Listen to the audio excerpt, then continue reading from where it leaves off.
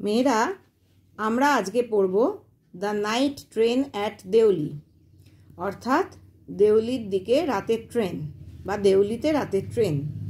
লিখেছেন Ruskin bond. সবচেয়ে ভালো ব্যাপার হচ্ছে এটাই যে রাস্কিন বন্ড কিন্তু এখনও বেঁচে আছেন এবং তিনি ভারতবর্ষেই বাস করেন, মুসৌরির কাছে ল্যান্ডারে বাস করেন। একটা নির্দিষ্ট সময় তিনি জনসাধারণের সঙ্গে দেখাও করেন। রাস্কিন বন্ড হচ্ছেন একজন ব্রিটিশ বংশোদ্ভূত ভারতীয় লেখক, কিন্তু তিনি তার সমস্ত লেখাই লিখেছেন ইংরেজি ভাষায়। 1934 সালের 19শে মে জন্মেছিলেন। কোথায় জন্মেছিলেন? না, ব্রিটিশ শাসিত ভারতবর্ষের পাঞ্জাব স্টেটস এজেন্সির কাসৌলিতে। কাসৌলি হচ্ছে হিমাচল প্রদেশে। আচ্ছা, তার পরবর্তীকালে তিনি ইংল্যান্ডে পড়াশুনো করেন। ইংল্যান্ডে পড়াশুনো করা অবস্থাতেই তিনি রুম অন দ্য রুফ এই উপন্যাস লিখেছিলেন। এই তার লেখালেখি শুরু হয়। তোমরা যদি রাস্টি সিরিজ পড়ো, রাস্টি সিরিজটা পুরোটাই রাস্কিন বন্ডের লেখা। এছাড়াও আরও ভারতের পটভূমিকায় বা মুসৌরির পটভূমিকাতেও আরও অসংখ্য গল্প এবং উপন্যাস লিখেছিলেন। হ্যাঁ, তার বিখ্যাত উপন্যাসগুলোর মধ্যে আমরা the room on the roof, vagrants in the valley এগুলো পাই। এছাড়া আরও বেশ কিছু উপন্যাস পরবর্তীকালে লিখেছিলেন। ছোট গল্প লিখেছিলেন প্রচুর। ছোট গল্পের সংকলন আছে, দেখো, ghost stories from the Raj, our trees still grow in Dehra, the night train at Deoli. তো সেই নাইট ট্রেন অ্যাট দেউলি একটি বিখ্যাত ছোট গল্প, যেটা 1988 সালে পেঙ্গুইন বুকস থেকে প্রকাশিত তার ছোট গল্প সংকলন একই নামের the night train at Deoli and other stories থেকে নেওয়া হয়েছে।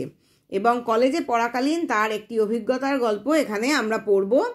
রাস্কিন বন্ড, যেটা আবারও বলছি, এখনও বেঁচে আছেন এবং মুসৌরির কাছাকাছি ল্যান্ডারে তিনি বাস করেন। এবার আমরা সরাসরি টেক্সটে চলে যাব। দেখো, when I was at college I used to spend my summer vacation in Dehra at my grandmother's place. যখন আমি কলেজে পড়তাম তখন আমি দেরাতে, দেরা মানে হচ্ছে দেরাদুন, দেরাদুনের নাম সবাই শুনেছো, দেরাতে আমার ঠাকুমার বাড়িতে গরমের ছুটি কাটাতাম। আই ইউজ টু স্পেন্ড, কাটাতাম, কাটাতে অভ্যস্ত ছিলাম। I would leave the plains early in May. আমি মে মাসের একেবারে প্রথম দিকে সমতল ভূমি পরিত্যাগ করতাম বা সমতল ভূমি ত্যাগ করতাম। And return late in July, এবং জুলাই মাসের শেষের দিকে আমি আবার সমতল ভূমিতে ফিরে আসতাম, অর্থাৎ কলেজে ফিরে আসতাম। সমতল ভূমি পরিত্যাগ করে মে মাসের একদম প্রথম দিকে চলে যেতাম ঠাকুমার বাড়িতে, আর জুলাই মাসের শেষের দিকে ফিরে আসতাম। Deoli was a small station about 30 miles from Dehra. Deoli ছিল একটা ছোট স্টেশন যেটা দেরাদুন থেকে 30 মাইল দূরে।